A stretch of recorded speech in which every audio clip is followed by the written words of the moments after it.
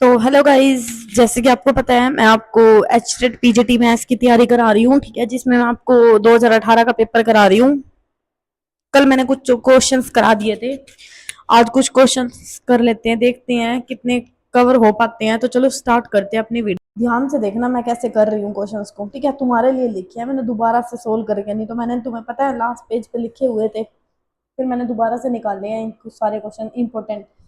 The function f of x, f defined by the f of x is equal to x की power 1 by x as the maximum value। ये तो हो गया था I think, last में ये हो गया था, नहीं क्वेश्चन ये हो गया था, e की पावर 1 था, ये हो गया था। नेक्स्ट क्वेश्चन हमें दिया है 128 कि let f of x is equal to x, g of x is equal to mod x for all x belonging to R, then the function phi of x satisfy phi x minus f x का whole square plus phi x minus f g of x का whole square is equal to 0। देखो, बहुत easy question है, अगर वैसे करोगे ना, इसका जो लंबा कंसेप्ट होता है उससे बहुत ज्यादा लंबा हो जाएगा। बट इसमें तुमने क्या करना है कि जब भी तुम्हें इस टाइप की कंडीशन मिले ना, इस कंडीशन को सेटिस्फाई कर रहा है, तो एक बार फर्स्ट वाले होल स्क्वायर को जीरो के इक्वल रख देना, एक बार सेकंड वाले होल स्क्वायर को जीरो के इक्वल रख देना। तो फर्स्ट वाला क्या है, फाइव एक्स माइनस में एफ ऑफ एक्स जीरो के इक्वल, फाइव एक्स माइनस में जी ऑफ एक्स जीरो के इक्वल। तो यहाँ से फाइव एक्स की वैल्यू क्या निकल जाएगी, एफ ऑफ एक्स, और फाइव एक्स की वैल्यू क्या निकल जाएगी, जी ऑफ एक्स। यानी कि एफ ऑफ एक्स किसके इक्वल निकल गया, जी ऑफ एक्स। और तुम्हें एफ ऑफ एक्स दिया क्या है, एक्स, एक्स की वैल्यू, और जी ऑफ एक्स क्या दे दिया, मोड एक्स, यानी एक्स की वैल्यू क्या दे दी, mod of x. This condition is true only for x greater than zero, क्योंकि जो मोड एक्स है, मोड एक्स का मतलब ही वही होता है ना, लेस देन जीरो से क्या होता है, इन्फिनिटी पे जाता है। ठीक है, फाइव ऑफ एक्स तुम्हें क्या दे दिया, यहाँ से एक्स दे दिया। तो जो तुम्हारा ये मोड एक्स है, यही पूछा था इसमें। इसमें बेसिकली ना तुम्हारी ये पूछी हुई थी कि ये कौन से उस पे जाएगा, कहाँ पे लिमिट एग्जिस्ट करेगी, कहाँ पे नहीं करेगी। तो इसका सिंपली आंसर आ जाएगा, जब x is equal to five of x होता है, मोड ऑफ एक्स होता है ना, तो जीरो से लेके क्लोज इंटरवल जीरो से लेके इनफाइनाइट तक जाता है। ठीक है, बस यही था इसका आंसर, और कुछ नहीं है। ये कंडीशन होती है जब x is equal to mod of x आए, this condition is true for x greater than और इक्वल टू जीरो, यानी जीरो से क्या हो जाएगा, इन्फिनिटी। बस यही चीज समझने की थी इसमें, यही लाइन मेन थी इसमें इंपॉर्टेंट। ठीक है, नेक्स्ट क्वेश्चन हमें दिया है कि if f of x is equal to x square minus 25 for x belong to R. ये पूछा है, इसमें रियल सोल्यूशन बताओ कितने हो जाएंगे। एक्स स्क्वायर माइनस 25 एक्स है, एक तो मोड हो गया तो जीरो तो होगा होगा ऑब्वियस है। यहाँ से दो और निकल जाएंगे, प्लस का 5 और माइनस का 5, बस टोटल कितना सोल्यूशन निकल जाएंगे, तीन। यही था सिंपल आंसर, सिंपल रूल था बस। नेक्स्ट क्वेश्चन दिया हमें, let f of x is equal to x plus one का whole square minus x, x greater than और equal to minus one, then the set x is equal to x such that f of x is equal to f inverse x। इस जब भी इस type का question आए ना, mind में एक चीज क्लियर कट होनी चाहिए। और f डैश x आपको क्या दे रखा है, सबसे पहले क्या निकाल दो, इसका f ऑफ डैश x निकाल दो। f ऑफ डैश x निकालोगे तो क्या आ जाएगा, two x plus one greater than zero. F of x यहाँ पे ना बस तुम्हें ये कंडीशन पता होनी चाहिए, जो एफ ऑफ एक्स है ना वो किसके इक्वल लेना है, एक्स के इक्वल लेना है। क्यों लिखना है, क्योंकि एफ इनवर्स एक्स हमें दिया हुआ है ना, मान लो इसको तुम कुछ भी मानोगे तभी तो ये आएगा, एक्स की वैल्यू यहाँ से क्या आ जाएगी आपकी, एफ इनवर्स एक्स, जब ये एक्स के इक्वल होगा। बात तो यही है ना, बस इसको इस टाइप से लिख दिया, एफ ऑफ एक्स क्या आ गया हमारा एक्स। ठीक है, और एफ ऑफ एक्स हमें दिया क्या हुआ है, एक्स प्लस वन का होल स्क्वायर माइनस वन, किसके इक्वल है, एक्स के, क्योंकि एफ ऑफ एक्स किसके इक्वल है, एक्स के। और एफ ऑफ एक्स की वैल्यू क्या हमें यहाँ से गिवन है, सिंपल यहाँ से सोल्व कर लो, इसकी वैल्यू निकल जाएगी कहाँ से, जीरो से लेके माइनस वन। ठीक है, ये मतलब सेट में बताना था कहाँ पे लाई करता है, ये लिखा हुआ ना, then the set f of x is equal to f inverse x zero से माइनस वन। हमें नेक्स्ट क्वेश्चन दिया है, if the parametric equation of the curve is given by, हमें एक्स ये दे दिया, वाई ये दे दिया, और टेंजेंट ऑफ द कर्व यानी कि d y by d x की value at t is equal to किस पे दे दी, पाई बाय फोर पे। तो ये कह रहा है कि with the axis axis then the angle बताओ कितना होएगा। पहला क्या दे दिया, एक्स दे दिया, वाई दे दिया, d x by d t निकाल दो, d y by d t निकाल दो, निकाल दोगे इतना, फिर आ जाना d y by d x पे, सिंपल सोल्व करोगे। जब यहाँ पे तुमने टी की वैल्यू क्या दे रखी थी, पाई बाय फोर, जब टी की वैल्यू को पाई बाय फोर पुट करोगे तो कोस पाई बाय फोर कितना होता है, one by root two, sine और दोनों इक्वल होते हैं, तो वन बाई जीरो, ये इन्फिनिटी आ जाएगा। यानी कि t y by d x क्या होता है, आपका टेंजेंट थीटा होता है, टेंजेंट थीटा इन्फिनिटी किस पे होता है, पाई बाय टू पे होता है भाई। यही पूछा था, एंगल बताओ कितना होता है। नेक्स्ट क्वेश्चन हमें दे रखा है इसमें, और थोड़ा ना मैं इसलिए स्पीड पकड़ रही हूँ, आपको मैं बता के चलूँ, क्योंकि आपका पेपर है बहुत नजदीक, अगर मैं दो दो तीन तीन क्वेश्चन कराऊंगी तो पेपर होंगे नहीं सारे। ठीक है, इसलिए मैं थोड़ा स्पीड से पकड़ रही हूँ, और इजी क्वेश्चन है, कोई इतना वो नहीं है, मैंने सोल्यूशन साथ साथ किए हुए हैं, अगर आपको कुछ नहीं समझ में आ रहा तो साथ साथ सोल्यूशन भी देख सकते हो। बाकी तो मैं मुंह से बता ही रही हूँ आपको, वो सिंपल वे में ही बता रही हूँ। If a B c are the three unequal number are in AP, जब भी एपी में होते हैं तो मैंने क्या बताया था, two b is equal to a plus c, और जीपी में होते हैं तो क्या होता है, बी स्क्र b square is equal to क्या होता है आपका ए सी। बस ये दो दो चीज पता होनी चाहिए, जीपी में हो तो बी स्क्वायर ए सी और एपी में हो तो 2ab by A C. Simple, आपको ए बी सी एपी में दिया है, इसको यहाँ पुट कर लो, और बी माइनस ए सी माइनस बी और ए ये आपको जीपी में दिया है, इसको यहाँ पुट कर लो। यहाँ पुट करोगे बस बाय ऑप्शन से चेक कर लेना कौन सी इक्वेशन सेटिस्फाई कर रही है, बस और कुछ भी नहीं करना इसमें, ठीक है। एक दो तीन ए बी सी की वैल्यू निकालनी थी हमें रेशियो, बस बाय ऑप्शन से हो जाएगा, इतना इतना याद रखना और बाय ऑप्शन से कर लेना। नेक्स्ट क्वेश्चन हमें दिया है कि let a is equal to iota plus j, b is equal to 2j minus k, then the point of the intersection of the line r cross a is equal to b cross a, r cross b, a cross b. इस question को हम कैसे करेंगे, पहले तो मैंने इसको अलग तरीके से करा था बट उससे ना बड़ा आंसर आ रहा था, बहुत बड़ा जा रहा था, इसलिए मैंने उसको कट कर दिया और मैंने फिर इसका सिंपल एक दोबारा से मतलब सोल्व किया इसको। हमें क्या गिवन है, ए और बी की वैल्यू गिवन है, हमें ये भी गिवन है ना r cross a is equal to b cross a. तो यहाँ से सिंपल देख लो, पहले क्या कॉमन है, ए है, ए को बाहर ले लो यहाँ से, और ए को बाहर लोगे ना तो ये उसमें चला जाएगा ए प्लस लेमडा बी, मतलब हम ये वेक्टर की फॉर्म है ना, तो यहाँ थोड़ा सा ग्रेजुएशन का कंसेप्ट यूज किया हुआ है, जब भी ग्रेजुएशन मतलब वेक्टर की फॉर्म में बताते थे ना r is equal to a plus lambda b, कुछ इस टाइप की फॉर्म बनती थी, थोड़ा बहुत आपको आइडिया है तो। बस यहाँ पे r minus b cross a है ना, तो इसको हम क्या लिख सकते हैं, r is equal to b plus lambda, इस टाइप से हम लिख लेते हैं, और r minus a cross b ये क्या लिख देंगे, r is equal to a plus lambda, lambda की जगह मैंने क्या ले लिया म्यू बी। अब ये दोनों आर इक्वल है, मैंने दोनों आर की वैल्यू पुट कर ली, यहाँ से मैंने लेमडा की वैल्यू निकाली और म्यू की वैल्यू निकाल ली। लेमडा की वैल्यू क्या है 1, म्यू की वैल्यू क्या है 1, आर किसके इक्वल था ए प्लस लेम, आर की यहाँ से वैल्यू कितनी दे रखी थी ए प्लस लेमडा, ए था ना, और आर की वैल्यू ए म्यू प्लस लेमडा, इनकी आर की वैल्यू म्यू म्यू और ए दोनों की वैल्यू क्या 1 1 है, तो आर यहाँ से क्या हो जाएगा ए प्लस बी, ए आपको गिवन है बी आपको गिवन है, यहाँ पुट कर दो, आर की वैल्यू ये निकल गई। बस सिंपली यही पूछा था आर की वैल्यू बताओ, मतलब वेक्टर पूछे थे आर के। इसमें आपको क्या ध्यान रखना है, जब आप यहाँ से कॉमन लेते हो ना तो ये इस मतलब r minus b cross a, इसको हम इस टाइप का वेक्टर लिख सकते हैं, r is equal to a plus lambda a, ठीक है। तो ऑप्शन कर लोगे। नेक्स्ट क्वेश्चन हमें दिया है कि if the sum of the distance of the point from two perpendicular line in a plane is 1, then its locus is, locus बताना है। तो मतलब जब भी आपको ये रिजल्ट होता है बेसिकली, इसमें क्या बोला गया है कि if the sum of the distance of the point from, मतलब दो परपेंडिकुलर लाइन के बीच में जो डिस्टेंस होता है ना, मतलब उस जो प्लेन होता है उसकी लोकस कहाँ बनेगी, बेस स्क्वायर पे बनेगी, बस सिंपली, ठीक है। अब ये भी आपका रिजल्ट होता है कि आपको a n and b n दो सीक्वेंस दे रखे हैं रियल नंबर पे, ये ग्रेजुएशन के हैं, a one is equal to 1 for n greater than 1, a n plus 1 is equal to a n minus 1 की पावर एन 2 की power n, b n is equal to मतलब इस टाइप का कुछ दिया, तो इसने जो ए एन है ना वो हमारा कन्वर्जन करेगा non zero, and b n क्या होगा हमारा कोची सीक्वेंस होगा। ये रिजल्ट है, आपको सिंपली याद करना है, ठीक है, ये और ये दोनों रिजल्ट है। नेक्स्ट क्वेश्चन मैंने आपको ये क्लास 11th की जो बुक थी उसमें कराया भी है, स्मॉलेस्ट इंटीजर क्या हो जाएगा, एन की वैल्यू 4 थी, वहां से भी हो जाएगा, बाकी मैंने पूरा सोल्व भी किया हुआ है, यहाँ से देख लेना, ठीक है। और ये तुम्हारा ना ग्रेजुएशन वो रीजनिंग का था तो मैंने ये लिया नहीं, ये रीजनिंग का ही क्वेश्चन था इसलिए मैंने ये इंक्लूड नहीं किया इसमें।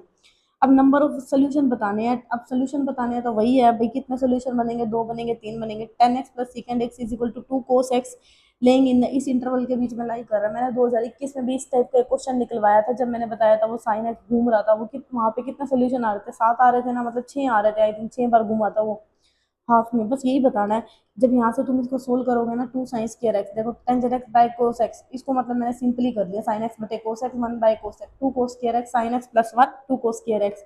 सिंपली जब मैंने इसको सोल्व किया ना, यहाँ से मेरी साइन एक्स की वैल्यू 1/2 और -1 होगी, ये -1 कट जाएगी, क्यों, क्योंकि साइन एक्स की रेंज होती है -1 से +1 के बीच में लाई करता है, ठीक है, और -π/2 से +π/2 के बीच में होता है। तो ये यहाँ से क्या हो जाएगा आपका कट जाएगा, इस वैल्यू को नहीं लेंगे, ठीक है, इनके बीच में होता है, इनके अंदर नहीं होता, इसलिए इसको यहाँ से क्या करेंगे नेग्लेक्ट करेंगे। अब ये देखना होता था कि किस इंटरवल पे साइन हमारा पॉजिटिव होता है। अब 0 से अब π/2, ये 1/2 हमारा किस पे हो जाएगा, साइन एक्स 1/2, 1/2 हमारा बेसिकली होता है 60 पे होता है ना तुम्हारा, 1/2 30 पे होता है, 60 पे नहीं, π/6, तो यहाँ से देखना कितनी बार घूमेगा, तो इससे दो सोल्यूशन निकल जाएंगे π/6 के, ठीक है। ये भी हमारा एक रिजल्ट है, in a triangle A B C a c a are the given B1 B2 are the two value of the third b. तो बस ये बताना है, इसको सिंपली रिजल्ट है, याद कर लेना, 9a square minus c square divide by 8 square, result है सिंपली। एक ये क्वेश्चन हमें दिया है कि, मैं हिंदी में पढ़ देती हूँ, आप इंग्लिश में भी पढ़ लेना, मैंने दोनों लैंग्वेज में लिखे हुए बेसिकली ना, मैं मतलब वो क्या बोलते हैं प्रोबेबिलिटी ना, मैं हिंदी में मतलब जल्दी सोल्व कर लेती हूँ एज कंपेरिजन टू इंग्लिश, क्योंकि इंग्लिश में ना पता नहीं कई वर्ड ऐसे अजीब से लिखे जा सकते हैं, ये नहीं कह रही मैं समझ नहीं आता, समझ तो आता है बट कई वर्ड ना ऐसे अजीब से होते हैं, प्रोबेबिलिटी की बात कर रही हूँ, ठीक है, वो थोड़े माइंड के ऊपर से जाते हैं, फिर रट्टा मारना पड़ जाता है भाई ये क्या थी, ये क्या चीज थी। तो मैं इसको हिंदी में ही कर लेती हूँ। तो मैंने हिंदी में भी लिखा हुआ है कि 5 बालक एक टूर्नामेंट में भाग लेते हैं, प्रत्येक को अन्य प्रत्येक के साथ खेलना है, तो उन्हें कितनी बार खेलना है? एक को एक के साथ खेलना है, यानी कि एक को दो के साथ खेलना है, एक में दो कंक्लूड हो जाएंगे, तो 5C2। बस ये था इसका रीजन, हो गया खत्म। कर लेना इसको सोल्व। ये तो पता ही होगा, रिजल्ट मैंने बताया भी था। और मैं ना ये वाले क्वेश्चन भी हिंदी में ही करती हूँ, ठीक है। ये वाले मेरे इंग्लिश में हमेशा गलत हो जाते हैं, मैं झूठ नहीं बोल रही। तो मैं इसको, ये जो है ना, ये पेड़ टूट के गिर गया, ये ऊपर उठ गया, ये मेरे को हिंदी में ही आते हैं बढ़िया तरीके से। मैं इंग्लिश में कंफ्यूज हो जाती हूँ पूछा क्या गया। तो मैंने आपके लिए इंग्लिश लिख दिया, ठीक है, मैंने बेसिकली अपने लिए हिंदी भी लिख दिया कि हवा द्वारा एक वृक्ष टूटने पर उसका ऊपरी भाग भूमि से 10 मीटर दूर एक बिंदु पर चला जाता है। देखो 45 डिग्री दूर एक भूमि पे चला गया, ठीक है। यहाँ एंगल क्या बना रहा है? 45 का। तो ये कह रहा है कि जो ये पेड़ टूटता है ना, मान लो, पता है, अब ना थोड़ा इस क्वेश्चन को समझने की कोशिश करना, ये समझने वाला है, मैं समझा के करवाती हूँ आपको। क्वेश्चन पे फोकस करना कि मान लो एक पेड़ था इतना बड़ा, ठीक है, और आंधी आई, वो पेड़ ना मतलब यहाँ से टूट गया, यहाँ से टूट गया, तो वो पेड़ ना मतलब इस टाइप का बन गया। मतलब ये पूरा पेड़ था, लेकिन ये टूट गया, इसकी डंडी यहाँ से टूट गई है, ठीक है, और ये नीचे मुड़ गया यहाँ पे। तो यहाँ से जो मुड़ा ना, यहाँ से ये कह रहा है कि ये इसका डिस्टेंस था ना 10 मीटर था, ठीक है। और यहाँ पे ना 45 डिग्री का क्या बना रहा है? एंगल बना रहा है। यहाँ तक बात आ रही है समझ में? यहाँ पे कितने डिग्री का एंगल बना रहा है? 45 डिग्री का। अब ये कह रहा है जो ये पेड़ टूटा है ना, पहले तो ये बताओ कि, पहले हम ये निकाल देंगे कि यहाँ से ये वैल्यू क्या है। ये कह रहा है, ध्यान से देखो, ये क्वेश्चन में क्या बोल रहा है कि जो ये पूरे पेड़ की लंबाई है ना, हमें ये बतानी है कि पूरा पेड़ का कितना लंबा था, ये बताना है। बट तुमने एक बात नोटिस की, ये पेड़ ना टूट चुका था, और जो इसका ये टूटा हुआ भाग है ना, ये यहाँ आ चुका था। यानी कि कहने का मतलब है, एक बार ये निकाल लोगे, एक बार ये निकाल लोगे। तो सबसे पहले ये निकाल लेते हैं हम, फिर हम ये निकालेंगे वाई। तो पहले एक्स निकाल लो, एक्स की वैल्यू कितनी आ जाएगी? एक्स बटे में 10। ये क्या होता है? टेंजेंट थीटा, लंबटे आधार, टेंजेंट थीटा, यानी टेंजेंट क्या होगा? 45। एक्स की वैल्यू कितनी होगी? टेंजेंट 45 1। एक्स की वैल्यू तुम्हारी यहाँ से कितनी आ गई? 10 आ गई।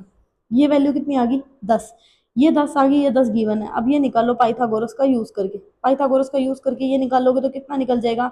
10 + 10 = वाई का होल स्क्वायर। ये हो गया तुम्हारा 20 वाई का होल स्क्वायर। अब 20 को तोड़ लो तुम, कैसे मतलब ये करोगे तो 4 × 5 ऐसे करके कर लोगे।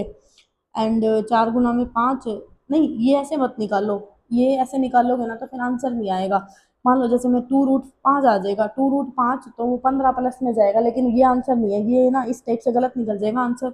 अब तुमने निकालना है ये, तुम्हारे पास ये है, तुम्हारे पास ये है, लगा दो, कोट थीटा लगा दो या साइन थीटा लगा दो, वैल्यू सेम आएगी। मर्जी है तुम्हारी जो तुम लगाना चाहो। तो मैं कोस 45 लिख लेती हूँ। कोस कोस क्या होता है? लॉ, यानी आधार बटे करण। 10 बटे में कितना हो जाएगा तुम्हारा वाई, और कोस 45 की वैल्यू कितनी होती है? पाई 1/√2 यही होती है। तो यहाँ से वाई की वैल्यू कितनी आ जाएगी? 10√2। अगर तुम यहाँ साइन लेते हैं ना तो भी यही वैल्यू आ जाती है। अब तुम्हारी जो वाई है ना, ये ठीक आया 10√2। अगर मैं पाइथागोरस से करूँ ना तो आंसर नहीं आएगा 10√2। अब ये कह रहा है कि ये, इसने ये नहीं पूछा, इसने क्या पूछा है? इसने पूछा संपूर्ण पेड़ की लंबाई बताओ। भाई पेड़ तो इतना लंबा था ना, अब ये टूटे हुए भाग की हमने निकाल ली और इस भाग की निकाल ली, तो इसको ऊपर लेके जाओ, जोड़ दो इस पेड़ को ऐसे करके, जो टूटा हुआ था वो सीधा बन जाएगा। अब ये जोड़ोगे तो 10√2 ये हो गया, 10 ये हो गया। तो बस इसने यही कहा है कि ये बताओ संपूर्ण पेड़ की लंबाई कितनी थी? 1 + √2। ये आंसर आ जाएगा तुम्हारा। आई बात समझ में मैंने कैसे किया क्वेश्चन? अब मैं तुम्हें दिखाती हूँ, देखना यही आंसर है, ठीक है। ये पूछा हुआ था इसमें, और ये थोड़ा समझाने का था, और इम्पोर्टेंट क्वेश्चन है ये, मतलब 2024 में भी आया है इस टाइप का क्वेश्चन। आ गया ना समझ में? क्वेश्चन है हमारा, और ये लास्ट क्वेश्चन है इसका। इस मतलब इसके जो बाद वाला था ना एक, वो भी डिफरेंशिएशन का था, तो वो ग्रेजुएशन लेवल का, वो हम नहीं करेंगे, ठीक है। मैंने 10 क्वेश्चन आई थिंक इस पेपर में से छुड़वा दिया, तो 50 तो तुमने करने ही करने हैं, और 50 इतने बढ़िया तरीके से कर लेना। हर एक कंसेप्ट मैंने बताया बढ़िया से, और हर एक चीज बताइए कनेक्ट करके। होप सो आपको अच्छा लगा हो।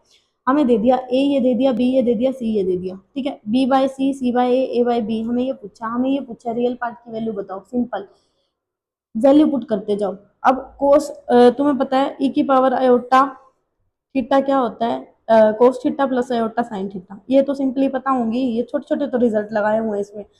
बस यहाँ पे ई की पावर आयोटा बीटा हो गया, मतलब बी की जगह ये मैंने इस टाइप से पुट कर दिया, और ये क्या हो गया? 1, क्योंकि ये गिवन था 1। अब ई की पावर इसको ऊपर ले जाओ, ऊपर लेके जाओगे ई की power beta minus gamma, gamma minus alpha, alpha minus beta, बच गया। इसको रियल पार्ट और इमेजिनरी पार्ट को क्या लिख लो, अब ई की पावर एटा हटा, फिर से फॉर्मूला लगा दो cos theta plus iota sin theta, यहाँ पुट कर दिया। अब रियल पार्ट इमेजिनरी पार्ट को क्या कर दो, अलग कर दो, 1 प्लस 0 एटा।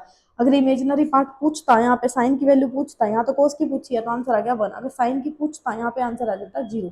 ठीक है, बस सिंपली यही करना था। सो गाइज यहाँ पे आपका 2018 का पेपर मतलब मेरे को जितने भी लग रहे हैं कि मोस्ट इंपॉर्टेंट है, एग्जाम में आने के चांसेस भी है तुम्हारे, तो वो मैंने सारे इंपॉर्टेंट करा दिया है। तो यहाँ पे आपका 2018 का पेपर कंप्लीट होता है। होप सो आपको पसंद आया हो। और जो ये क्वेश्चन छुड़वाए हैं ना, ये मैं करवाऊंगी, ये नहीं है कि मैंने छुड़वा दिया तो मैं नहीं करवाऊंगी। मुझे भी पता है, मैंने नंबरिंग लिखी हुई है, आपने मतलब नोटिस किया हो ना, जब मैं क्वेश्चन करा रही तो ऊपर नंबरिंग लिखी हुई थी, भाई ये क्वेश्चन छुड़वाया, ये छुड़वाया, वो क्वेश्चन मैंने ग्रेजुएशन के छुड़वाए हुए हैं। मैं एक वीडियो बना दूंगी जिसमें मैं ग्रेजुएशन का कंप्लीट मतलब इंपॉर्टेंट क्वेश्चन लगा दूंगी एचटेट के, तो वो वहां से कवर हो जाएंगे आपके। सो पहले ना इन क्वेश्चन को तो अच्छे से करो, पहले मतलब पहले ही मटका मटक के चलोगे तो फिर गिर जाओगे।